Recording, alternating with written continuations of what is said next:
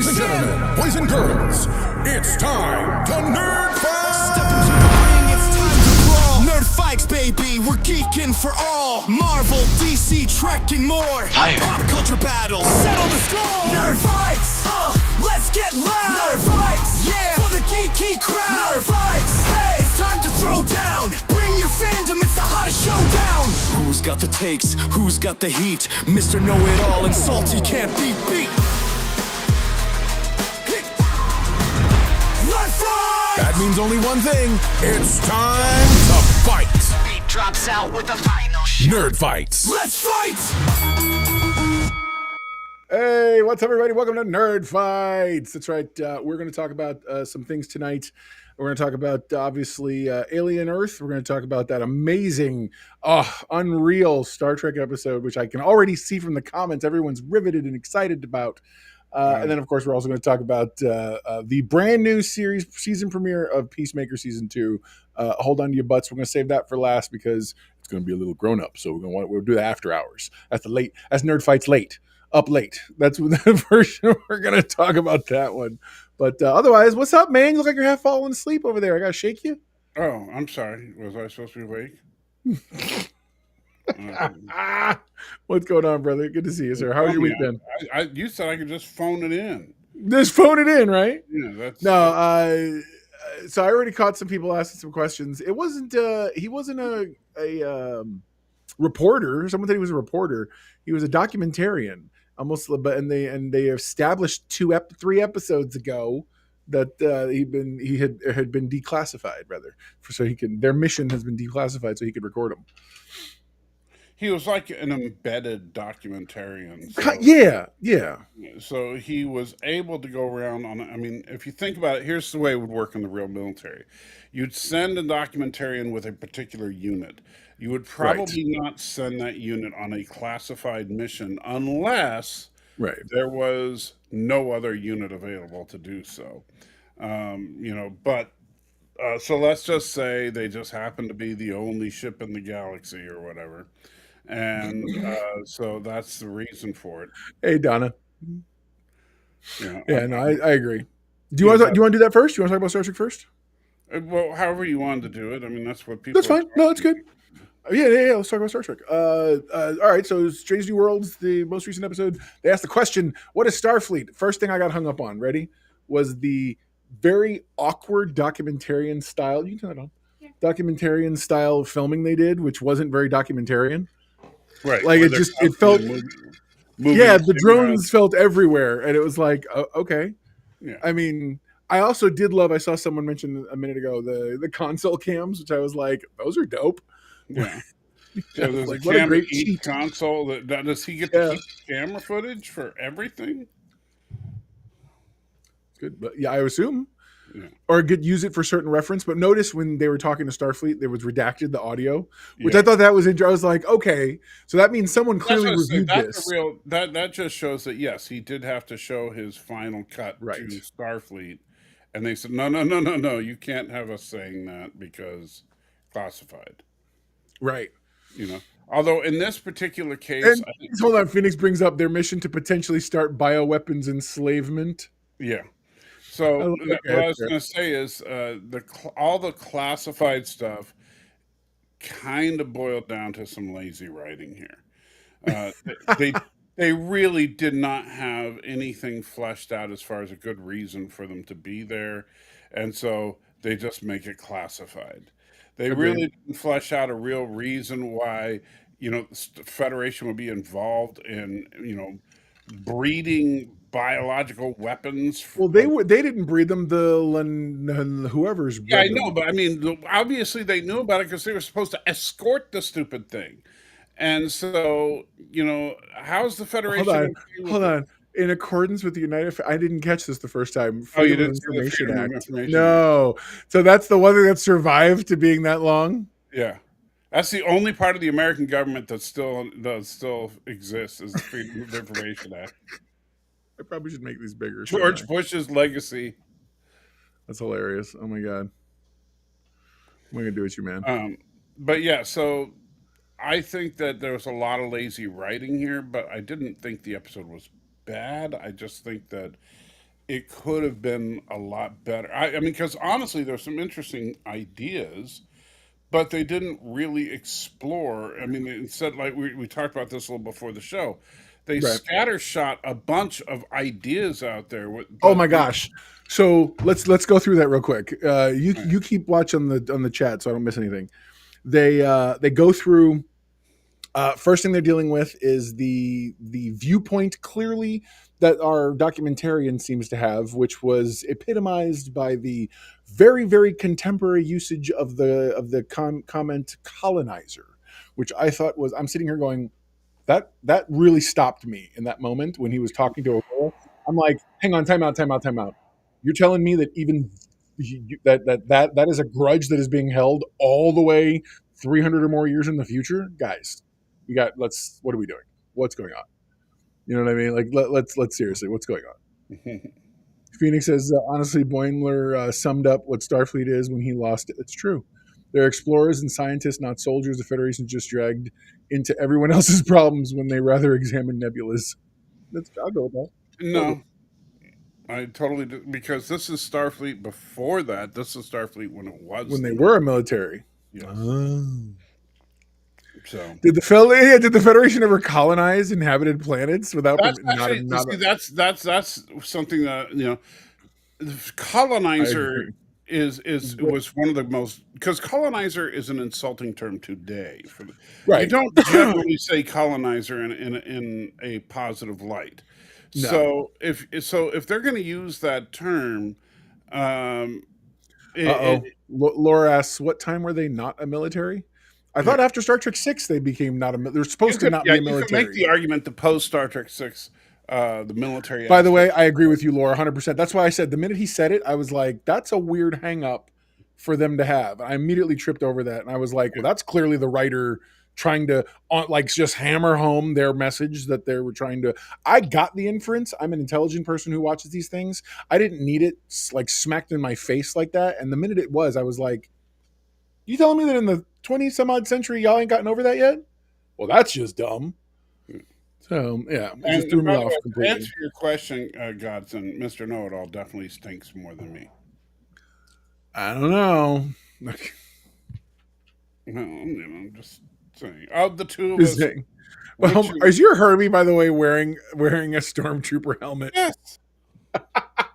That's awesome. You figure that out. He's been wearing that helmet for like the last. Laura asks, okay, so they aren't a military. They hold military drills, have ranks crafted after military. Starfleet security is trained like a military. They deploy ships for defense and go to war.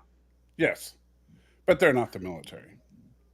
They're just the ones with all the technology who are out there in space. It's easier than having to equip two sets of two groups. Oh, we'll talk about Peacemaker in a minute, Godson. Jeez. Oh, we're totally going to talk about Peacemaker, but you got to give that a minute. Yeah. So I do not like the and post Star Trek 6 to the 5th or 6th season of Deep Space Nine. Starfleet was not a military, according to the Trek Reviewer. I would argue that too. I think just because you do some purposes like defensive things and whatnot, that's just a matter of protecting your borders. That's like being the border police. The border. I would argue that a border patrol person isn't part of the quote unquote military. It's a civilian force. But he's right in that they have ranks, and they do sort of wear the trappings of a navy at that point. So it's an interesting question for sure. Why would you put that up? The chat's already there on the side. See, all this disorganization. I'm just saying, I rest my case. You're so weird. I think you'd be very happy to know that the U.S. is not a military. It's a defensive force. Nice. Mr. Know-It-All is also wrong. I'm just saying, the Trek Reviewer is wrong. Everyone's wrong. Only Laura is right. He'll record that and use that anytime now you try to argue against. Oh, he's good. He's good. No, dude. That's okay. I love that. I used to like when what's his face used to do it. The oh my god, what's his name? I can't remember his name now. Yeah, well, he makes video. He made videos of us in the past. Anyway, back to this. Yes. So I thought that scattershotting all these different social issues. Way too many. Yeah, the colonizer thing, shouldn't have been in there at all. No, it's bad. and so then I see, like, okay, the ethics of creating a life form as a weapon, that I think is actually something really interesting, that and they never touch on it.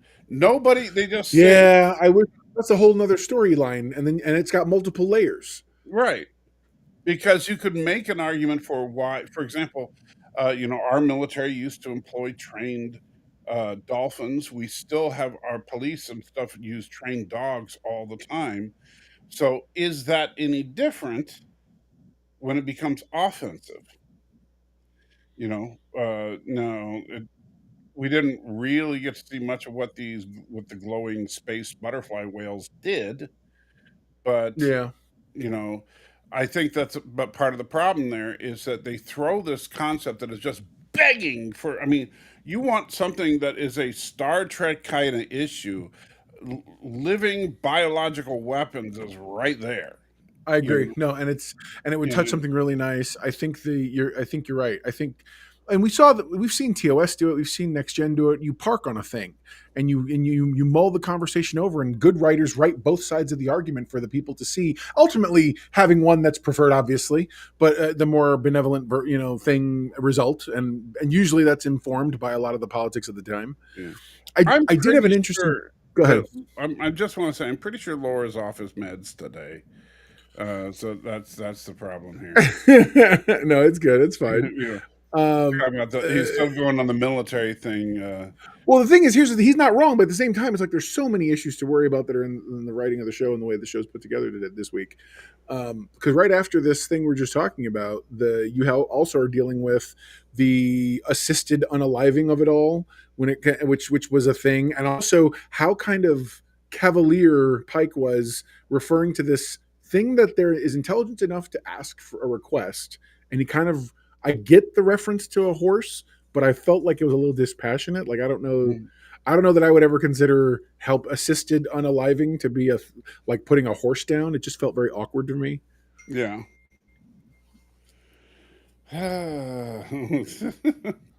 Lord. What's he saying? Angular Okay. California is not fascist. They were promoting a simple argument. Is he? Wow, he's going deep on this, isn't he? Yes, he is. He's not going to stop. Yeah, and you do know the 1940s Californians is our local way of referring to Germans from the 1940s of a certain persuasion that had a mustache leader. So we would say there were Californians, and instead of saying the German person that was in charge with the mustache, we'd say Right. the governor of California. Nice. Oh my So goodness. I can't help it. Shut up, Ben One Eye. I'm not going to get I'm demonetized over something stupid. yes, but Algorithmic robots listen, and it's terrible. Anyway, yeah, I don't want to say it. I just not, I'm not going to get the channel I taken down. and okay, this is going to be one of Didn't those. they just not stop it from ending itself? Yeah, but I don't know. I think it has to do with being distracted. I didn't understand that part either. That whole distracting yourself. Like they had to distract it somehow to get it off the other ship. And I'm like, but because what? It's programming, maybe? I don't know. It was, again, they feed this idea like he's talking about, and then they don't actually pay it off super well. It's a very sloppy episode in terms of They how don't they were pay it off putting. at all. In fact, they don't. That's the funny thing. Well, Like, no, it's very surface. It's, well, we have to deal with this subject, okay, and that's it. And there's no one sits to think about except for that one moment, that button moment where Spike is like, I remember having to put down a horror, blah blah blah. Her punctures ribs, I didn't like it, but I knew I had to do. And I'm like, okay, that's it. It's a duty thing. Like we're not acknowledging any other, and then the silence and pensive stares that everybody did afterwards. yeah,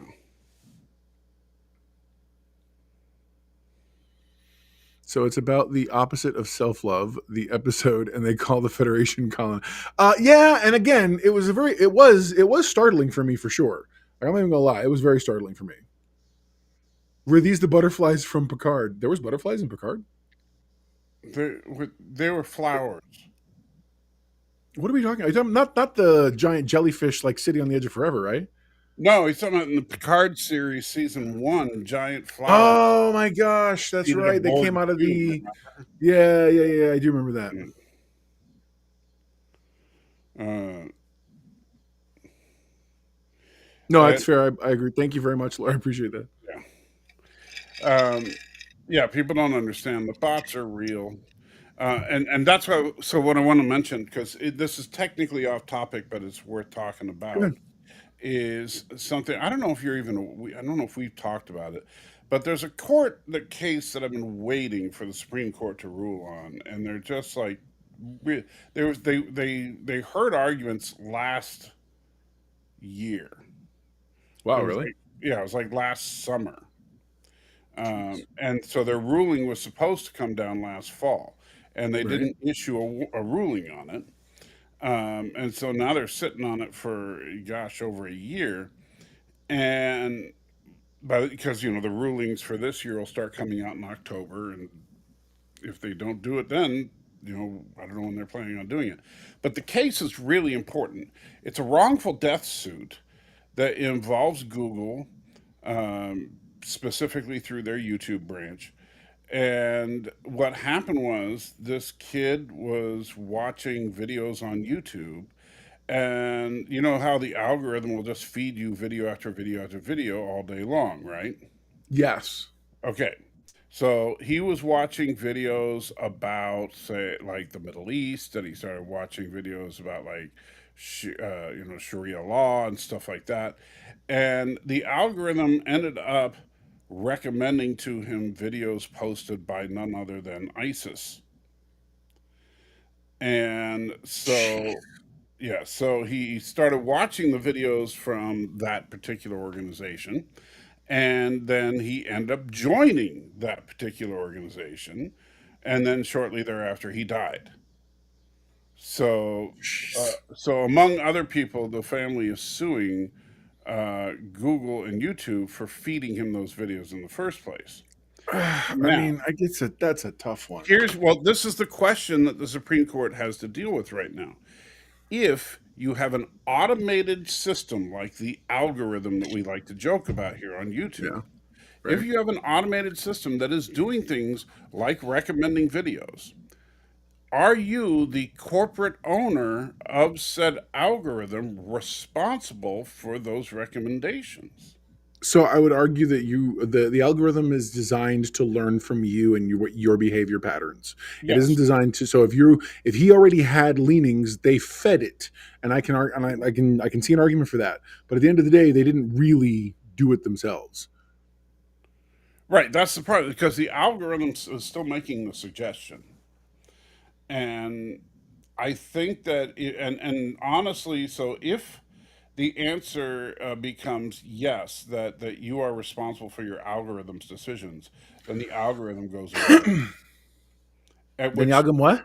the algorithm dies overnight, Why? because they can't take legal responsibility for every recommended video.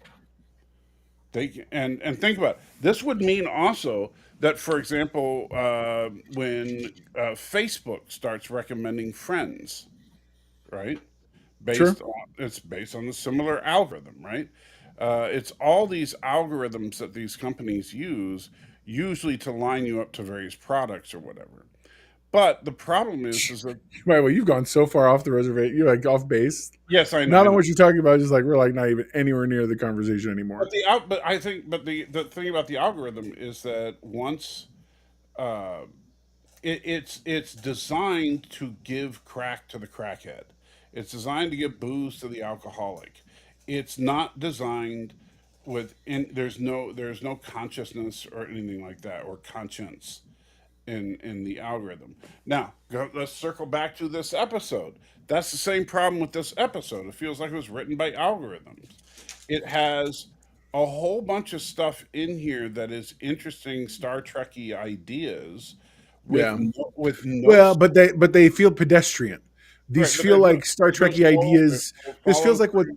like what you said, like an algorithm's idea of what Star Trekky ideas are. Like Yeah, someone said, "Hey, ChatGPT, hey Claude, write me a Star Trek episode that feels like a classic Star Trek episode that gives you that makes you ask questions." And they're like, "Here right. you go." And you're like, "This is really good," but it doesn't try to do anything more intelligent with it. You know what I mean? And you're like, I mean, I guess, but why? I don't know. I So had fun with. So I guess the reason because I did enjoy the episode, by the way, as much as I'm talking garbage about it, I did enjoy the episode. But I think part of the reason is everything we're complaining about are the only things that even remotely felt like what old Star Trek used to do. I'm not saying it did it right, but how they would pose questions. And the first time I was like, oh wow, this is good. And then the next one came, and then the next one came, and then the next one, and it's like, guys, you don't have to shove all of it in one. What's going on here? right, You it's like know? they're trying to make up for lost time by throwing a bunch of stuff in one. But the problem Right. is that, like you said, there's no follow through on any of these. There's no payoff. I mean, Okay, so real quick, so lore in a nutshell, there's this document. This whole episode is the documentary that Ortegas's brother has been hired to film, and it's an entire account of a situation that they had to go on a mission, and their mission was to transport an alien creature from point A to point B. Now, the information you glean throughout the episode is that this alien creature, one, is intelligent, two, has been genetically altered by the race we are in partnership with. There's a whole. I felt like there was a whole Ukraine-Russia analogy happening in terms of because it's one larger group and one smaller group. I guess it could be Gaza also. Whatever. I felt like there was a conversation happening, especially in the weapons transportation part. So, but I couldn't. It was a muddled conversation, like everything else we've talked about. And so then, and the whole time, the kid is Ortegas's brother is questioning everybody. You're okay with these? You're okay with these orders? You're okay with these orders? I mean, everybody. He's questioning them all, and then in a moment where he's talking with Uhura, and she notices he's like on the sneak recording them. He's like, "Yeah, I'm doing my job, like you guys are supposed to be doing, but you clearly none of you want to do it, but you're following the order anyway. You're acting like colonizers." It was such a stupid line, and it literally, like, here we are still talking about it 23 minutes into this show here. And so, but I'm gonna jump past it. So then you end up finding out that Spock, of course, because why not? He can kind of meld ish. And so he finds out this thing has actually been engineered by them, and it's in pain, and it's perpetually, and it's not happy. It wants to end it all. And so through Uhura, who's not as sensitive, but somehow able to connect with the thing, probably because of her vast communication skills, whatever MacGuffin-y ability and skill you want to give in that moment. And so, but ultimately, she ends up connecting and finding out, yeah, it wants to end it, and it wants to make sure its children are safe because the children are not modified. And so Pike agrees to help it. He gets Starfleet's permission to tell the species we're not doing this, and we're going to quarantine this planet here with the creatures, and y'all got to deal with it because you don't want to make enemies of the Federation. He blusters and pushes his chest out. But that's the gist of the story. And then, and it all ends with a cookout. well, Strange New Worlds, it always ends with a cookout. It always ends in Pike's kitchen cooking, Yeah. cooking something. But that's the short and sweet of it. Again, a lot of messages all getting intertangled and interwoven. It's funny. This felt like one of my commenters said it felt like studios trying to pull back on some of the wokeisms were editing this, and it feels like there was a lot of choppy editing happening throughout the process. And I said, I don't necessarily believe that. I think this was an attempt to do, because classic Trek used to show a lot, because remember, it was an allegory for the Cold War, kind of, we were supposed to be the US versus Right. Russia with the Klingons and all that. And so they said that it felt like someone trying to write with that sensibility, but they don't know how, they don't have that sensibility. So it's like, I'll put a blunt. I'm not going to be cagey. It's like a liberal person trying to write like a conservative, or vice versa, or writing what they think is supposed to be this era of behavior. You know what I'm saying? But it comes off real clunky and ham-fisted. I could kind of see that analogy. I think I want to lean more toward it was a studio probably trying to be like, all right, listen, guys, you can't have this be so blatant. We have to be more subtle with some of this stuff. Let's remember we're the good guys, even though this guy just said something, whatever. You know what I mean? So I don't know. I think this is one of those episodes that is going to be a skip. Not necessarily with malice, but just because it's not that interesting. And so there's just not. They cut out so much of it in the name of being classified because they didn't want to actually write something that Well, yeah. all the good stuff is classified. Yeah, Stan, I'm with you. That's how I felt too, but I felt like that was muddy. Because I said the first thing I said while watching this was, I think this is a Ukraine thing, like analogy. But then it gets muddier and muddier, and you're like, wait, no, maybe it's more this. Okay, well, hang on. Like somebody was just throwing all the things at the wall. Yeah. And yes, I would agree. Battlestar Galactica did this same episode way better. What do you think? Laura wants to know what we thought of the Enterprise not having hardwired comms. Well, real quick, were they trying to say in that episode that's why they end up getting hardwired comms later? Maybe it is. What is it? You okay? Yeah, it was just a startled drink. Okay. It's just juice, bro. Breaking news: Mr. Know-It-All can't handle his liquor. All right, this isn't liquor; it's juice. Sure, it is. All right. I mean, they aren't a military, so maybe they didn't think they needed it. Yeah. Do you know the episode of Battlestar Stan's talking about though? I don't think so. Which was about the current run? The 2004. Or was it the right? That one? Yeah. I saw them all. What episode is he talking about? That episode, I think it's called Good Morning. No, I'm trying to remember. But the whole thing is mostly it's showing this whole thing with the film crew doing a documentary. Right. Okay. Yes, that I saw. That I did see. The whole thing was a plot by the Cylons to see if they could prove whether or not the baby was alive. Wow. Yeah. It's been so long since I've watched it that deeply.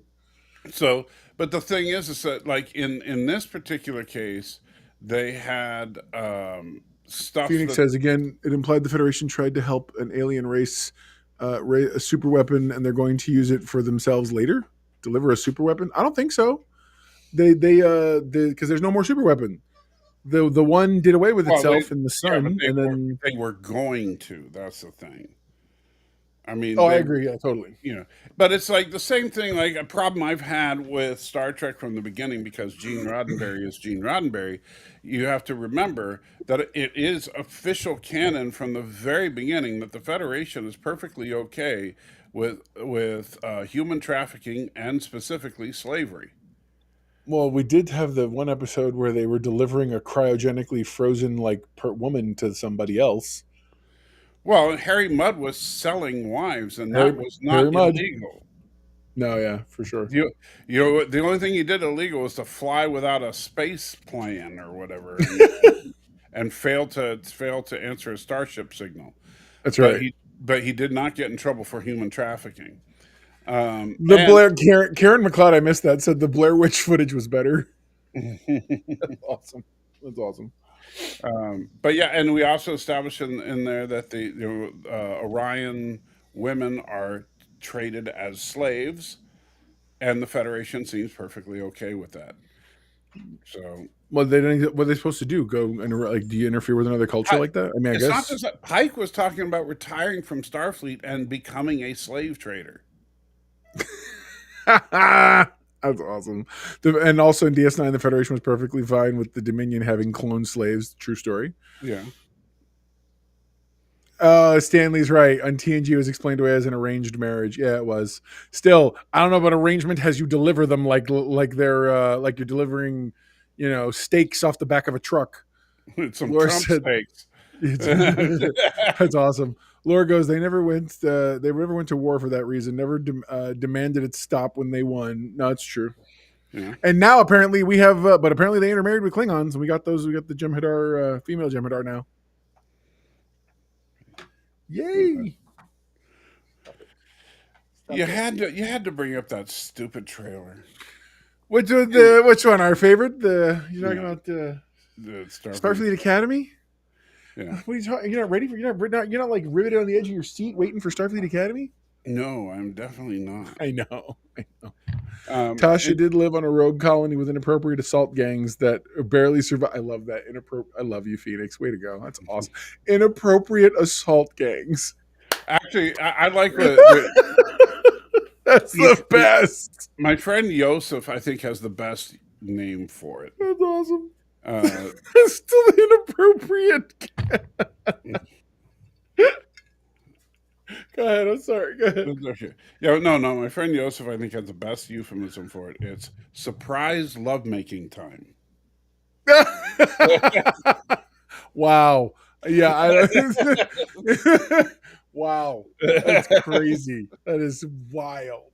So Good yes. Lord. So the gangs of surprise lovemakers. The planet of the California Fun Hug. That's the best. Oh my god, you guys, that's awesome.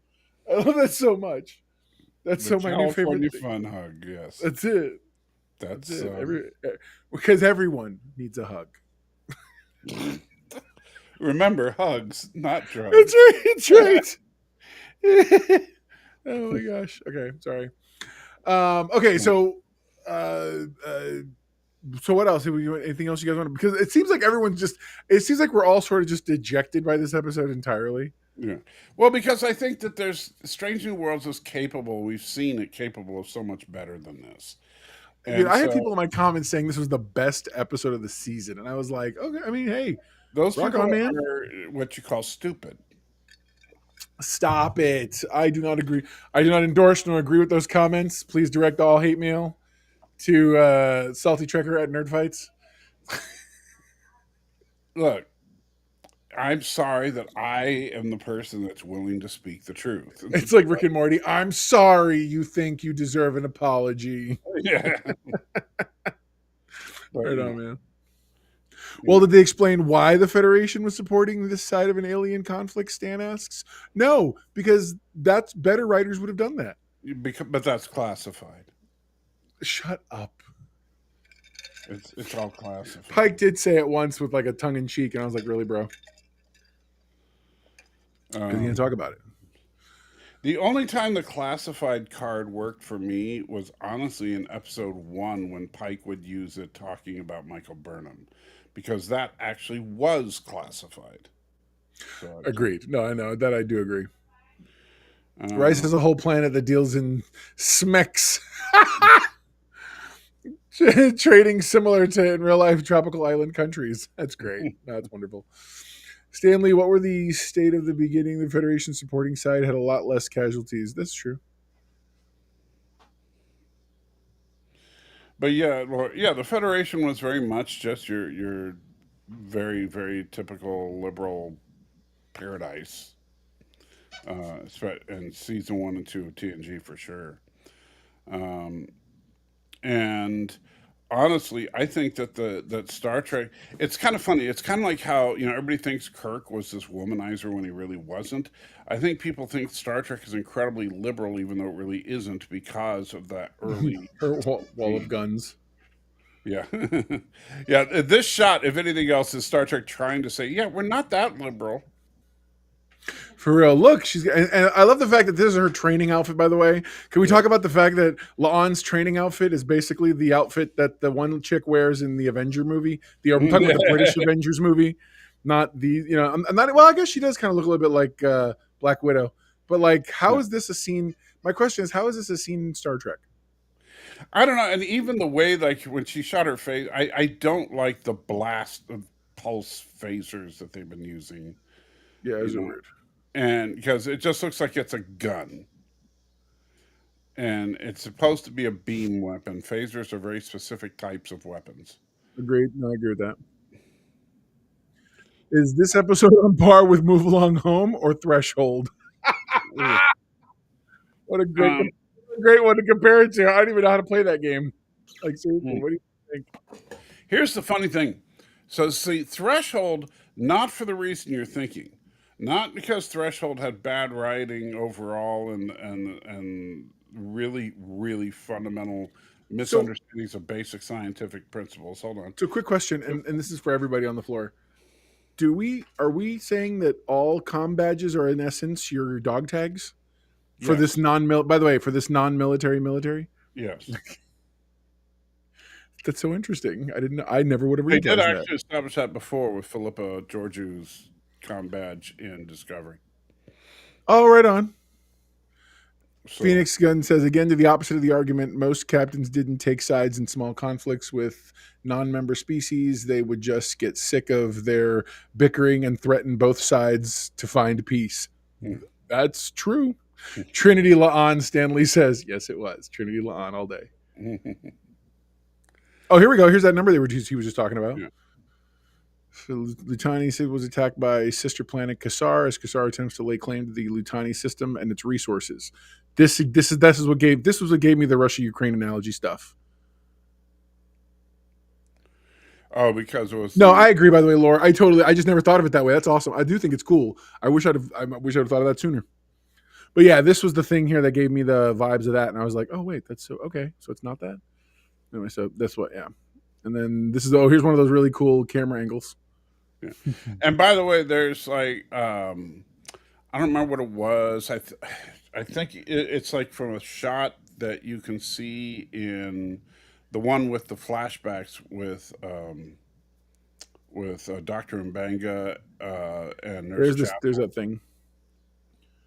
There's that Yeah. creature thing. But you know what I'm talking about? The flashback episode with Dr. Mbanga and Nurse Chapel. Yes, yeah.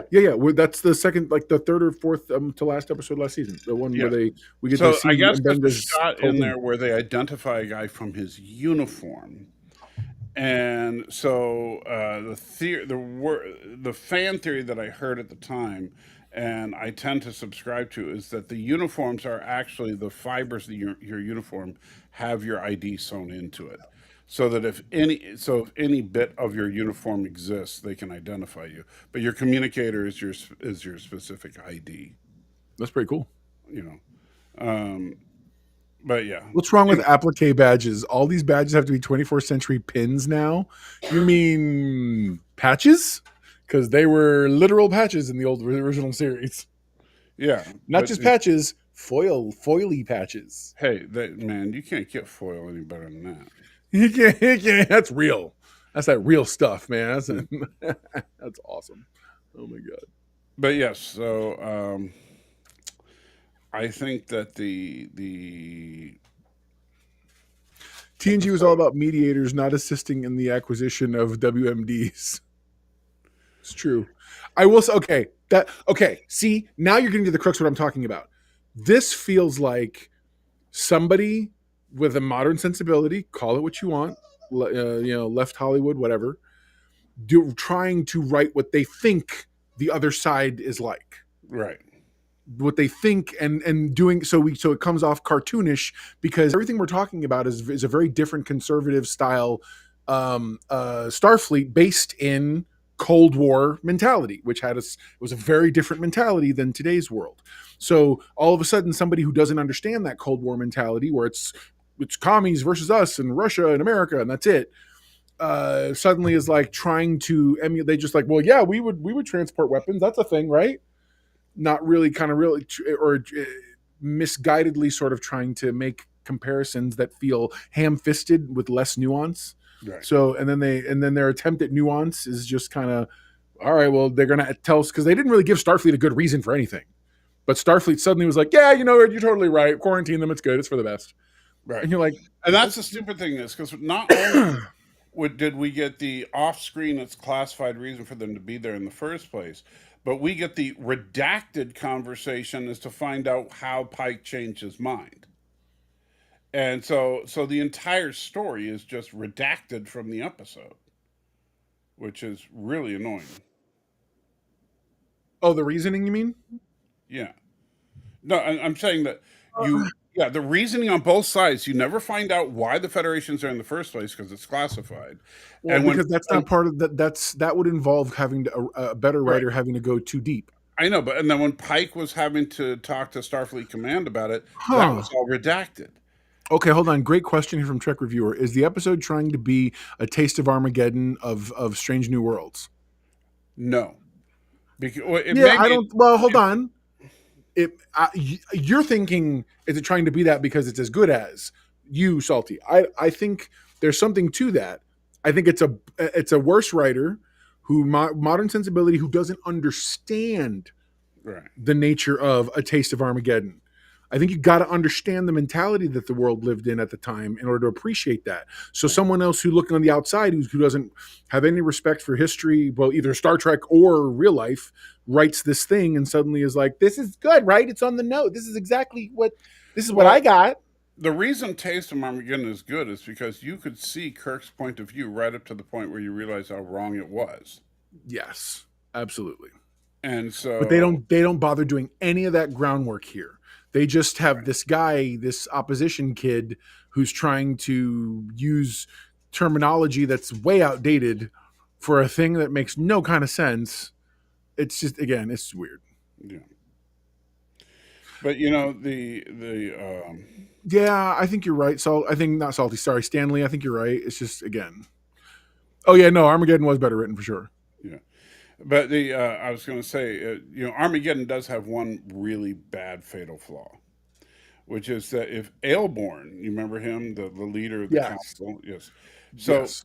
if Aelborn at the beginning of the episode had just gone, "Oh, Captain Kirk, we're in no danger. We're super powerful energy beings from another dimension," then none of the rest of it would have happened. Agreed.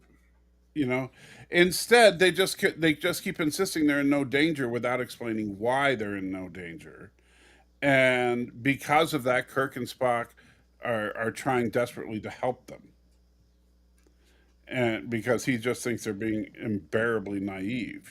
So but the yeah Aelburn screwed that one up 100%. Fair. No, it's fair. But did the Federation do any real colonizing that we know of? No, actually, not intentionally, at least. Like, we do know that, for example, there was the unintentional encroachment on the Horta. Right. No, it's real. That's real. Because nobody knew the Horta were an intelligent species or even existed until they happened to dig down far enough to get into their eggs. So, but that was not colonizing, because once they discovered the Horta, then they very quickly negotiated a treaty that both sides were okay with. So it's honestly, I can't think of any Federation colonies that exist on an inhabited planet. I think Laura's no, but inhabited by what? Are we talking about wildlife also, or are we talking about actual sentient We're beings, talking about like sentient beings, yeah. humanoids? Okay, then yeah, you're with me maybe, but he's right in that they colonized zones or had colonies, but those were on uninhabited worlds. I always assume. Right. Every planet we've seen with a colony, not talking about a research station that's like observing a civilization or something, but when we've had an actual working colony, every single time it's been an uninhabited planet, because the whole point of the colony was to inhabit that planet. And Right. so if you find a habitable planet that doesn't currently have any sentient life, and Right. bam, that's where you put your colony. This is where that line happened, and it was so weird. And then again, Uhura gets all And it would be fussy thrown about at it. Uhura. That too. Because if you think Well, about that's how they try to show that it's the future. They're not looking at the typical victim of that statement. They're looking at someone totally different. That Mhm. makes it so original and creative. playing the legacy part that was one of the biggest civil rights icons of the time. No, you know. totally. And so I'm sorry, I didn't like that. I thought it was inappropriate, both in being in the episode at all, but especially being thrown at Uhura. Yeah. Sorry, I'm reading the comments here. So, expand. Was it the Federation's mission to expand the human race, sentient beings? Oh, he says. Laura said, "I think you could argue by they did try to colonize in TNG." Erevic says, "Why is no one's uniform different with black on the sides?" Because reasons. Where is Uhura supposed to be from? I thought she was from Earth, or a human Earth She is existing actually, place. she's from, and it was never named in the original series, but she's from Africa. Her native That's right. her native language is Swahili. Right. But I'm sure somebody could narrow down then what area of Africa she's from. This show actually goes ahead and gives her a little more backstory. Remember, in the first season, she talked about where she grew up and when her parents died and all that. Yeah, they did say somewhere specific. I don't remember at the moment. Yeah. Number one's uniform is different. Her uniform is different. We're talking about, number one's uniform, she wears leggings underneath a skirt uniform with the black. Yeah, whether a skirt or a scant or no. Yeah, that's got the black panels. My wife has that exact same uniform. All right. On. You remember she wore it when you saw That's it. right. Yeah. Oh, yeah. Yeah. By the way, we're thinking about doing that convention again. When is that supposed to be? Do we even know? It probably already passed. Oh, is it next month? Yeah, we're thinking about doing that again. I'll talk to you. We'll talk to you afterwards. That convention? Yeah. Like the convention we went to? Yeah. They're coming back next month. Next month. That's what she just said. Yeah, she just said that. But wasn't it earlier this year that you were down No, there? No, it was last year. Was it last year?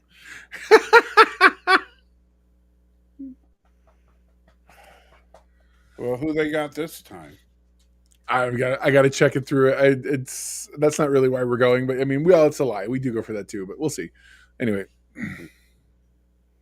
All right. So anyway, now that we've completely sidetracked that and we're halfway through the show,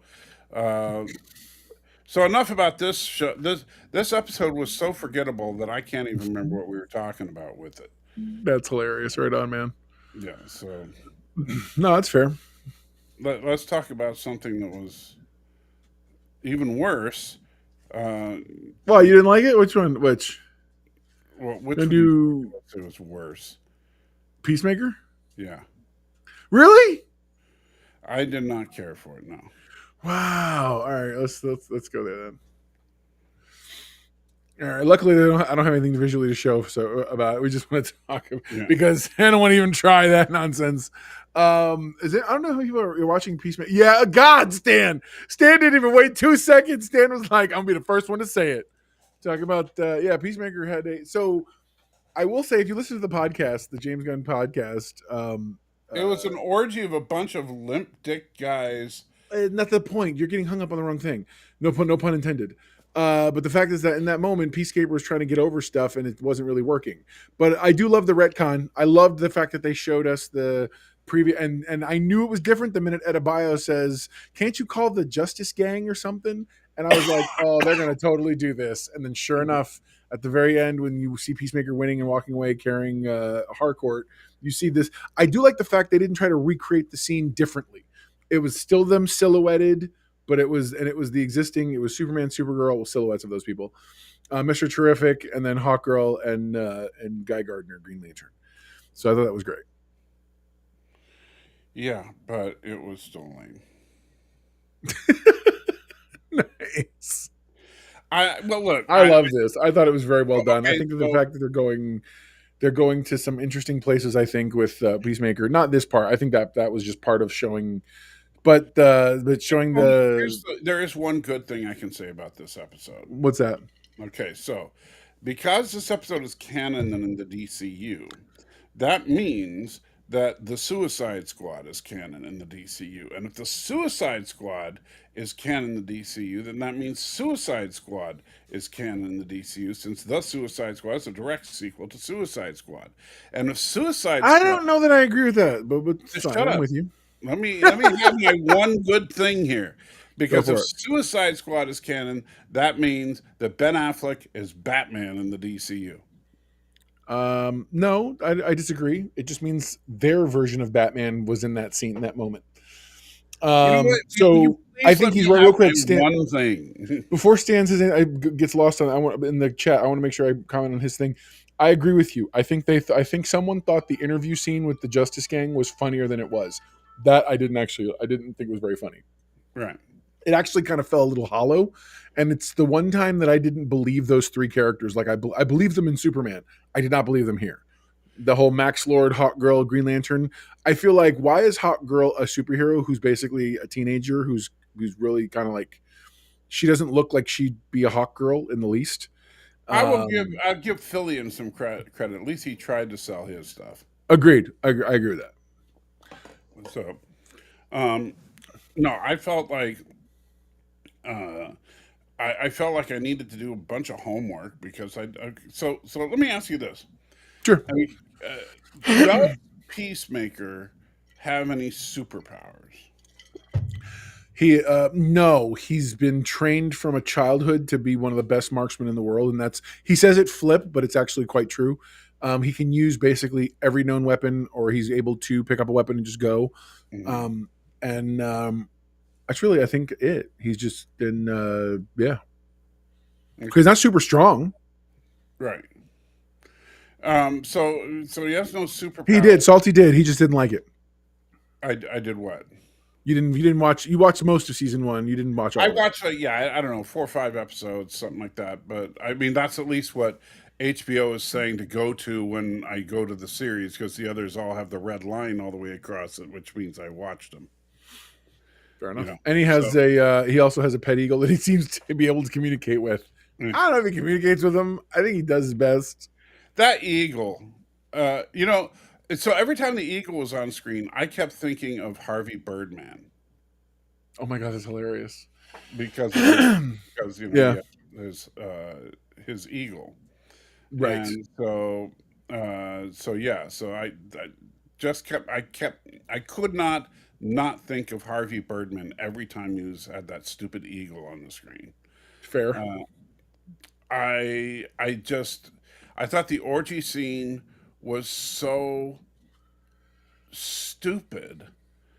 It may I understand like said, the meaning of the scene in showing that he was like not getting anything out of being in all these things that you would think are. What did he say? Hold on. Laura, what are you freaking out about? What'd you ask?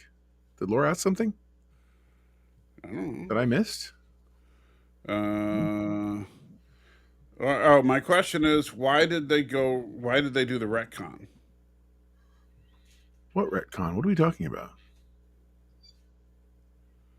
Oh, because not everything is canon. They did the retcon because James Gunn is sort of redefining things now. Right. So what was the retcon exactly? So at the very end of Peacemaker season 1, Adebayo refers to talking to her mother. She refers to the Justice League, and then in the retcon she refers to Justice Gang because that's the name of the team. And then at when they're walking out, it's Henry Cavill's silhouette, Wonder Woman's Gal Gadot silhouette, right. The Flash played by what's his face, and Aquaman, and they have an exchange that's funny and whatnot. And so this one they undo that, and none of those characters. It's now the Justice Gang that are present. The silhouettes of Superman, Supergirl, and Mr. Terrific, and then Hawkgirl and Green Lantern who have a pithy joke exchange.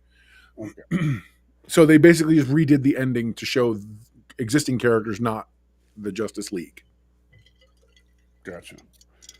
Or maybe that was just him from Universe 683.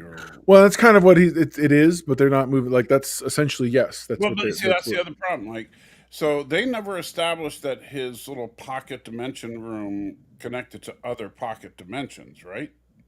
No, but it's a Tesseract room. They never said it didn't. And you could always see that it went on what looked like infinity. There wasn't like 4 walls. Right. So I guess are we assuming to me it's an every possible version of Peacemaker just ends up in that room eventually? I think he said that in the podcast I listened to, his podcast, the James Gunn one for DC, he did say there are other Peacemakers and other universes that interact with this. Yeah.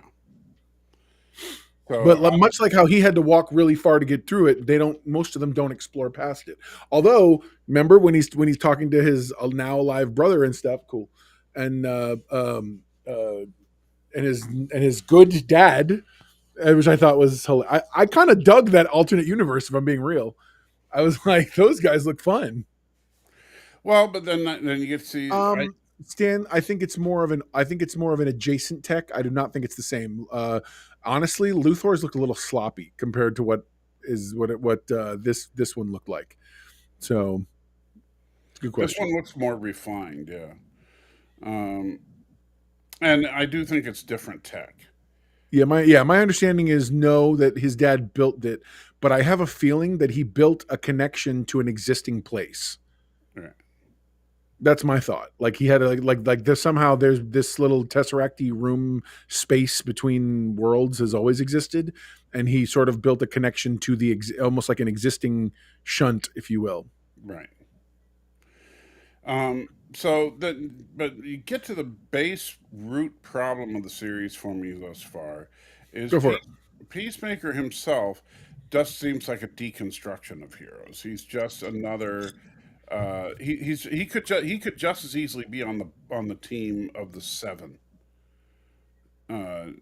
He's Someone did mention that. Who just mentioned? Here it is. Phoenix Sun, and an interesting idea, but I don't want the Superman basically in the Boys clone universe. yeah. See, and that's what this feels like. This feels like it's a cheap attempt to be the Boys.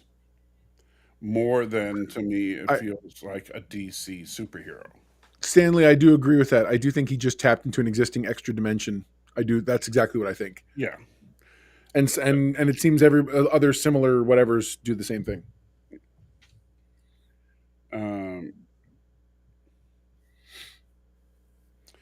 Clancy Brown's the best Lex Luthor. No, I like Lex Luthor in the new Superman movie. I think he was a darn good Luthor. But I don't. Yeah, I'm not a big fan of having the Boys and Superman in the same universe. So Is that what you feel like this is? Yes. Why? Because I feel like this actually is doing much more in line with a lot of people have said in the past, which is giving like DC or MCU, even like they used to talk about doing, a different sensibility per project and per person. So, for instance, this Peacemaker, this is where you get this kind of Black Label style storytelling versus the hopeful for the whole family friendly, Superman movie version. And we'll see something a little more true crime out of Lanterns. You know what I mean? Where it won't be as raucous as this, Yeah, I don't but it'll think be more. Go ahead. Just me. I don't think that's a good idea. I don't think that's as far. Really? Why? Because I'm just curious. I'm not arguing. I'm genuinely curious about where you're coming from. I think Marvel was right in their. Remember, in their early days, Marvel didn't have a set style yet. That's why if you look at Iron Man and Hulk and Thor, those movies are all and Captain America, the first Avenger, those movies are all very different from each other. But I would argue though that that's also why they worked so well back then. But you see, here's the thing: those are the only movies that are that way. Was Phase 1, and that was just Marvel trying to figure out what is the Marvel way, and they went with the Iron Man route. And they basically said, okay, so the style and pithiness of Iron Man is what the entire MCU is going to be. And once they... No offense, Stanley. We've seen that many times, real quick. Superman having to deal with messier characters. You see that in Superman versus the Elites, which is that it's an animated movie, though it's based on a comic book story, where he has to deal with these newer heroes who are like, kill everybody, this and that. And he has to end up coming down to their level to talk to them and let them realize that, what he's really made of in terms of how merciful he is when he could easily destroy everybody. And but so yes, he has to deal with these messy people often. But you see, here's the thing: like, I don't have a problem with him dealing with like Guy Gardner and Mr. Terrific wanting to kill the kaiju who's threatening people. Right. However, Peacemaker seems like a straight up psychopath. And I would argue Vigilante's more a psychopath, but yes, I feel like Peacemaker's trying to do some healing, but not really doing it well. But, well, I don't know Vigilante. I think that's the character in black because he looks like the old comic book character Vigilante. So he does, doesn't it? A little bit. Well, I thought he was isn't this a newer rendition, but probably the same idea. Whatever. Either way. I'm not I'll tell you something I'm not a fan of. I'm not a fan of this Harcourt storyline they've got with her being having apparently this like weirdly sadistic desire to get beat up because she needs to feel something, I mean, I guess that's something to deal with. It's something that just it felt really heavy in a show that's already heavying, if you will. Right. Well, like I said, so far this show to me is just the boys light. That's all it is. That's what it feels like. Well, that's like so many people who try to sit here and say, Zack Snyder was trying to give us like the Watchmen. I'm like, we already have the Watchmen. Why do we need more Watchmen? So I get you. I get what you're saying. Well, and that's the thing. I don't need this because I have. If I wanted to watch something with sexual depravity and deconstruction of superheroes, I'll watch The Boys. I mean, and like I said, the orgy scene didn't even make sense because obviously, even though it's kind of funny because it's on Max, they couldn't, they couldn't get it pushed far enough to where they could actually show a guy with an erection. And so instead, you have this massive orgy going around, but every guy is completely flaccid and just sitting there like dancing. Real quick, Stan, I totally agree with you. I think Stan says, I think James Gunn just thought the joke of calling a woman a toxic man was really funny. I think so too. And he actually said, if you listen to the podcast, they have the new episode of the podcast, season 2, episode 1. He talks about how, as he was writing her character and trying to come up with what the psychiatrist's view outlook would be, he kept coming to the fact that all of her issues are essentially the same list of ingredients that make up toxic masculinity.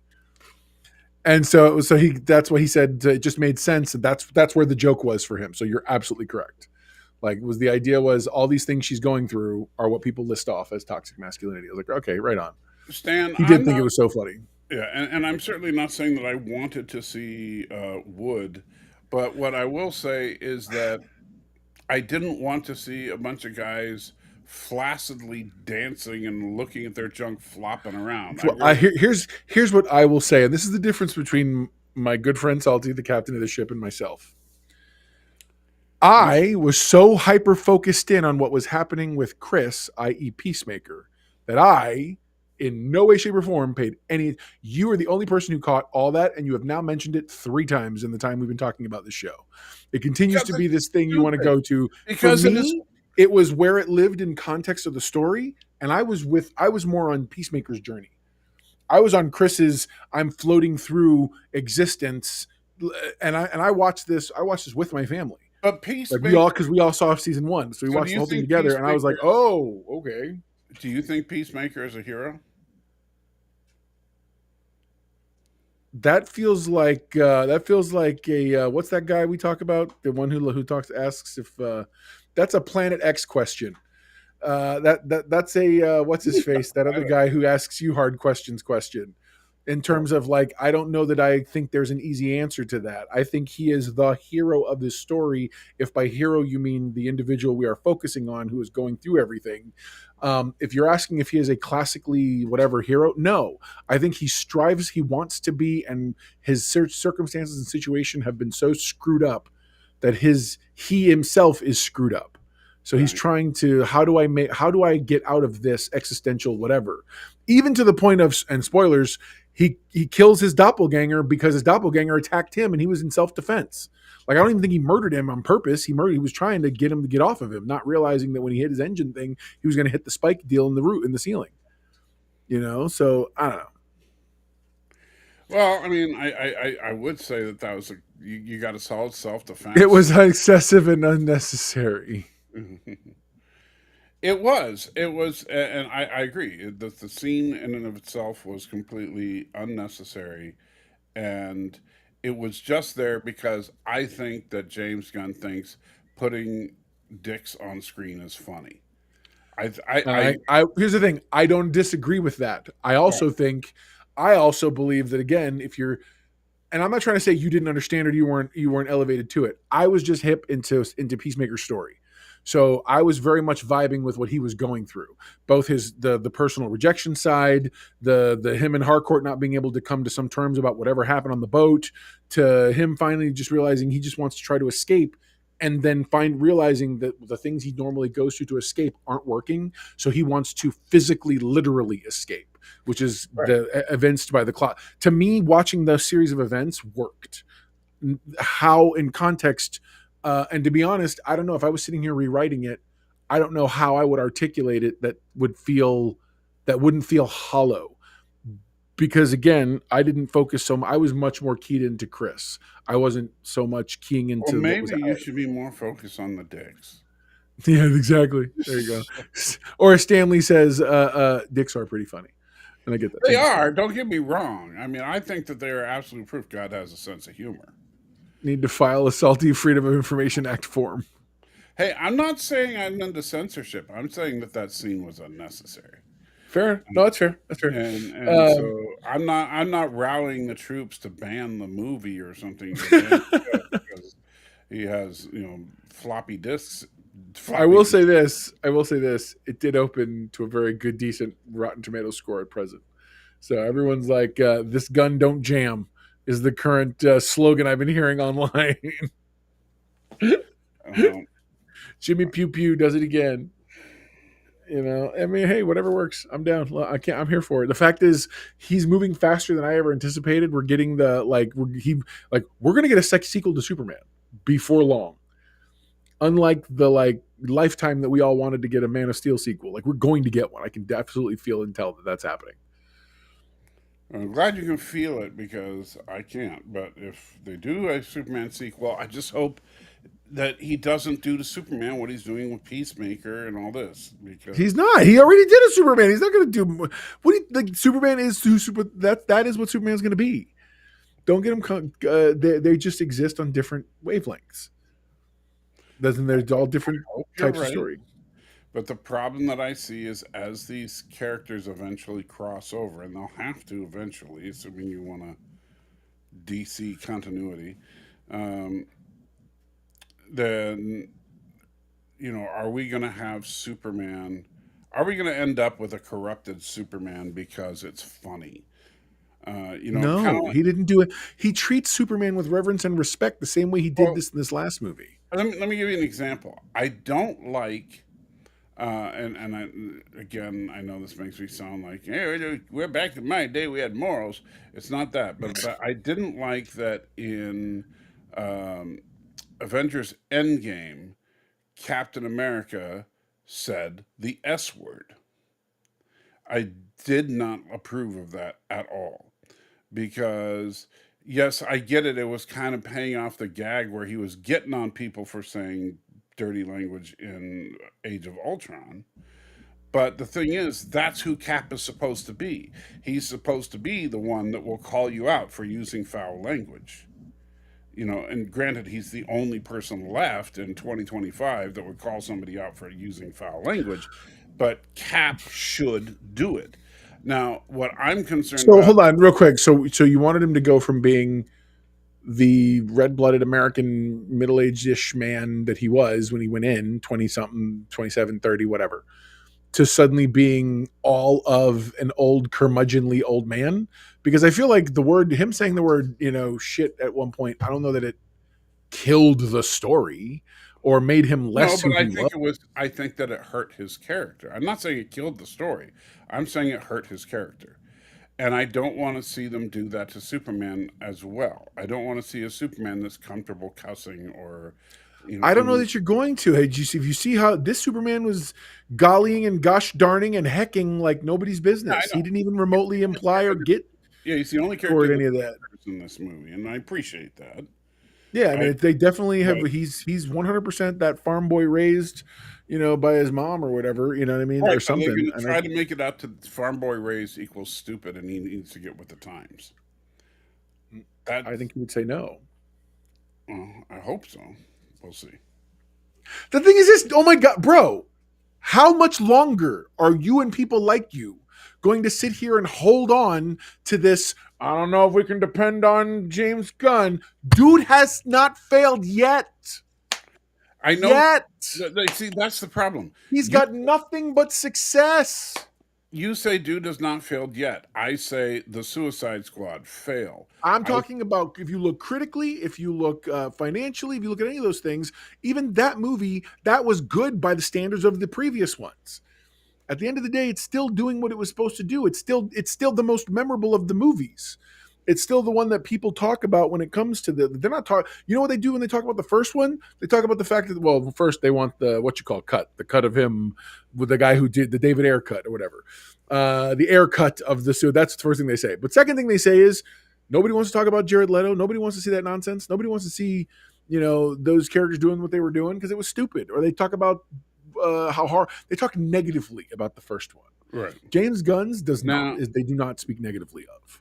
Right. Now, and I don't know how reliable these numbers are, but I'm just going on what I found here. According to Box Office Mojo, The Suicide Squad, the one that you were just touting as being successful in every way, had a world. I did not say successful. No, you did specifically say financially. Well, I think for the most part, they didn't lose a whole lot of money. Its worldwide box office was 168 million. Its budget was 185 million.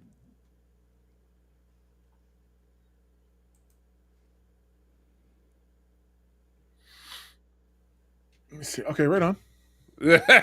Okay, right on. Well, sorry, I don't have those numbers in front of me, and I was answering a text message. I just went to Box Office Mojo. They're the easiest site to look up that stuff. Yeah, that's fine.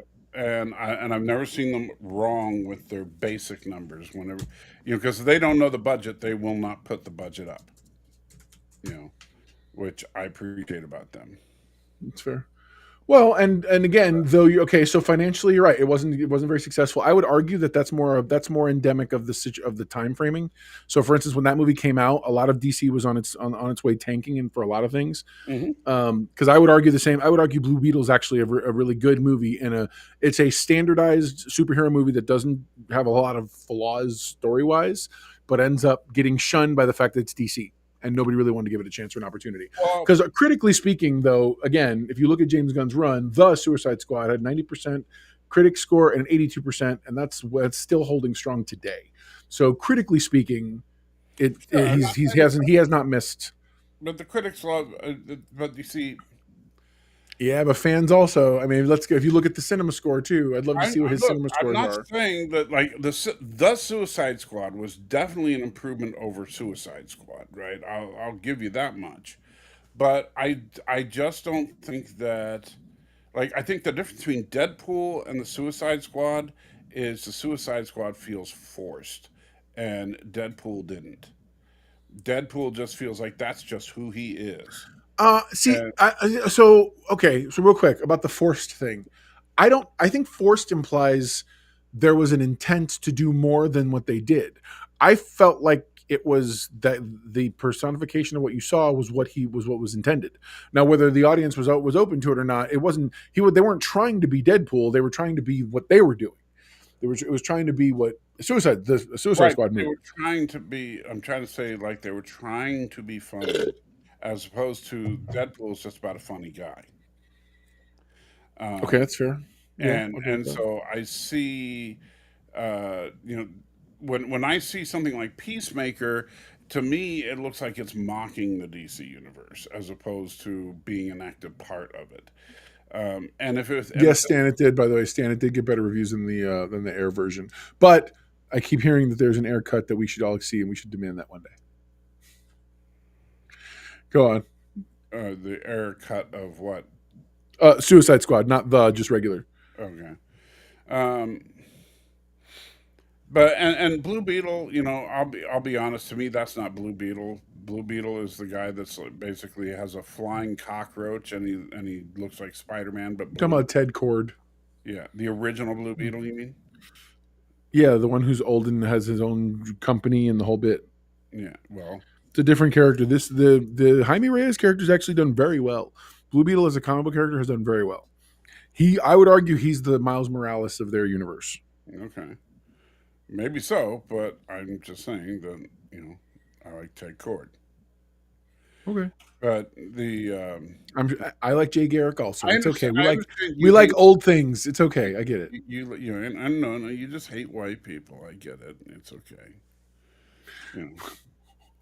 Really? That's right. Yeah, you got you. That's right. Give me Val Zod instead of Clark. Give me Val Zod, Black Superman. Get out of here. That's so lame. You said it, not me. That is so lame. I would heard never. him. He said that with That's such terrible. sincerity and conviction. Yeah, I absolutely so much sincerity. This guy. Yeah. So now you want Black Superman? You say? All day. Yes, absolutely. Let's go. Let me get Black Superman. You sound like Yoda laughing. You're like, well, sorry, I was looking at Phoenix there. Phoenix saying Blue Beetle's constant Mexican and Hispanic boomer references that even I didn't remember in years. Like, wow, I don't think I've ever heard anything about Gloria Trevi since I was in my 20s. I don't even know. There you go. Black Adam got done dirty. Totally. No, you know what? The problem is Black Adam got what he deserved. That movie was not good. So, I mean, The Rock could have been an awesome Black Adam if they'd taken it seriously. But, see, the problem is, I think they did. I think they took it absolutely seriously. This was them that was him taking it seriously. That was him like hardcore trying to be Mr. Superhero action star person. Well, then and it was terrible. A superhero movie. No, it was terrible. Absolutely, he shouldn't. Because the problem is, it doesn't work. It doesn't fit. You can't. Everybody keeps forgetting. Everyone wants to fan cast. The MCU was a bunch of very like nobody knew a lot of the MCU characters, or it was actors actors. Robert Downey Jr. People forget was on the outs at that point.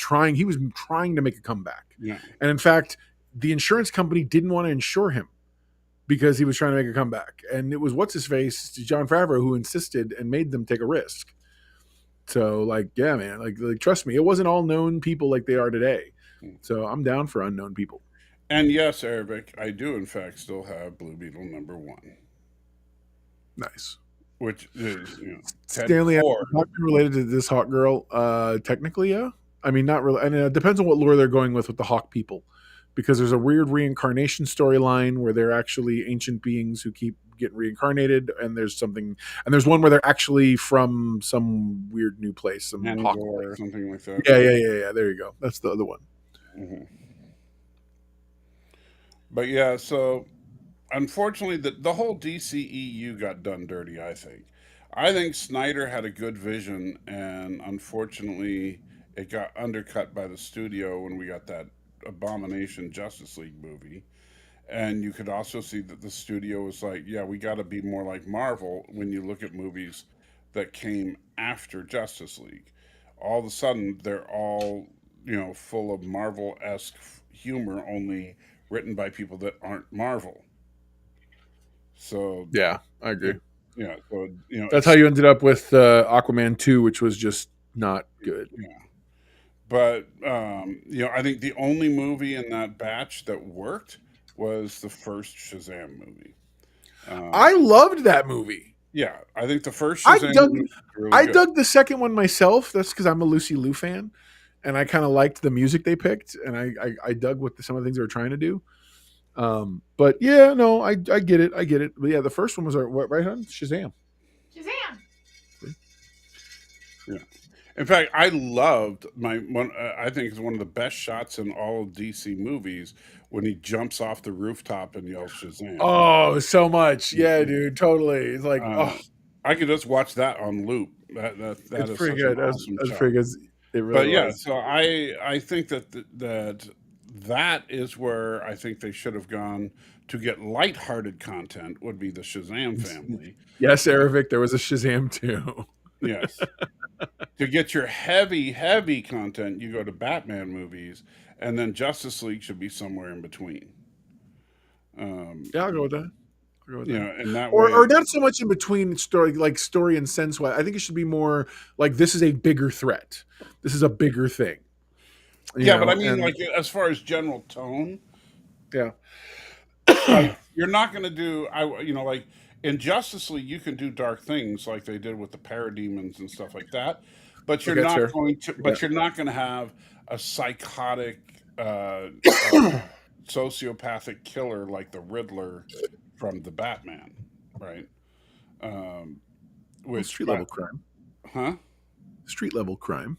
Right, but I'm saying, but that would not be in a Justice League movie, right? No, agreed. No, I agree. But if he had been hacking people to pieces in that Batman movie, that would have been way. Harvick says, "I know what I'm watching this weekend." Mhm. With 2 little lightning bolts. Good man. And Right on. Sparks, remember? Or was That's it? right. Yeah, Uh, yeah. so yeah, That's awesome. so I think the general consensus is that Peacemaker is just another line of crap that should not have been kept over from the DCEU. I'm sorry, that's just I disagree, but I'm not gonna. What do you mean say? that's what the little voices in my head are the consensus That's of. okay. That the vast majority of people otherwise would disagree. Well, the vast majority of the little voices in my head say no, Peacemaker sucks. You know, I wouldn't mind seeing a Miracle Man thing. And what was the other thing? Oh yeah, Alien. Yeah, man. Let's talk about Alien. So I think they're still doing a good job at making it feel like you have little kids with grown-up bodies. Yeah. They're fleshing that out a little bit. Um, this one gives us a little bit more of the corporate lore. Yes, which I thought was interesting. I don't know if I necessarily. It's very. I guess I'm calling it like corporate sci-fi Game of Thrones, if you will. Mm-hmm. And Yes, that was his lung. hmm That was the lung. That was the brother's lung. yeah, so you can assume the brother is probably dead. No, he's supposed to be. I thought they showed him in a thing in a cryo chamber thing. Is he still in the cryo chamber? So they've got like his head and one lung and his heart are still connected. I thought it. Yeah, I think he's healing. I thought, but whatever. Yeah. Hey, look, hold on. We got it right here. Want to jump that far ahead? Well, it's fine. I'm just saying. I mean, they cut him up into little pieces to be.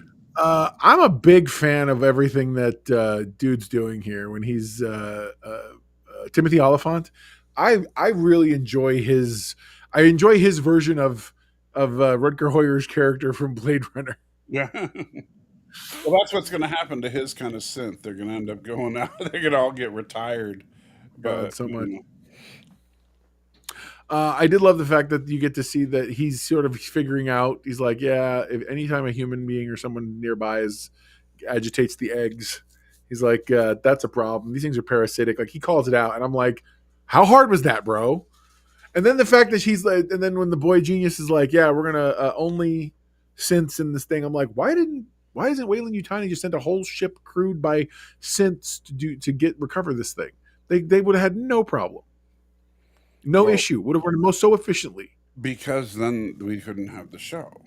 I know.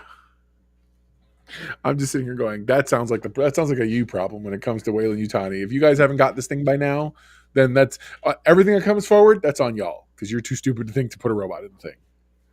They should have. I mean, honestly, why didn't they send out a ship to meet that ship if it had such important cargo on it? I don't know that they knew it was going to crash. Well, it was taken over like before it even passed the moon, so they had some warning. True that. And they could have like deflected it off course to keep it from. And the synth kid doesn't realize he has a transmitter attached to him. No, he's not exactly like running onboard statistics like they're supposed to be. They didn't even know that their eyes could be seen through. That their eyes are essentially cameras. Right. But they're no longer people, they're property. They're product. Yeah, that's the other part that I'm like, wow, did they not realize that? That's crazy. Yeah. But that's how Phoenix says his character could have been made in the same series of synths as Roy. Well, that's the thing. I think Roy is the same model. The same model type or whatever. Yeah. I'm with you. No, you could just say why is that one girl so hideous looking? I don't know, but what is up with the one chick who's like, I want to be your favorite? I'm like, what's going on here? Like, are you now? This is how you guys are getting ambitious now? What's going on? Oh yeah, where did she come from? Was she one of the originals, or is Yeah, she? one of the kids. Yeah, no, she's one of the kids. Okay, I I didn't. thought she was the kid in the wheelchair, but I think the redhead is the kid in the wheelchair. Okay, I yeah, could be wrong. And the black guy isn't synth; he's a cyborg. True. That's why the egg started to look like it was going to twitch when he was nearby. Right. So he's obviously got some bio components, but we Well, yeah, cyborg. but Sure. we don't And know. along with his switchblade utility knife arm that Yeah. has anything. It has a welding torch. It's got the big sword. It's got any number of things that could be useful. So he's we're gonna find out he's Swiss. True that. No, it's hilarious. Oh my god, I love you. Then he's a human mind. Yes, he is a human mind. We think. Human mind, but he was able to download information, so he must have some sort of an update maybe in there. He's a cyborg after all.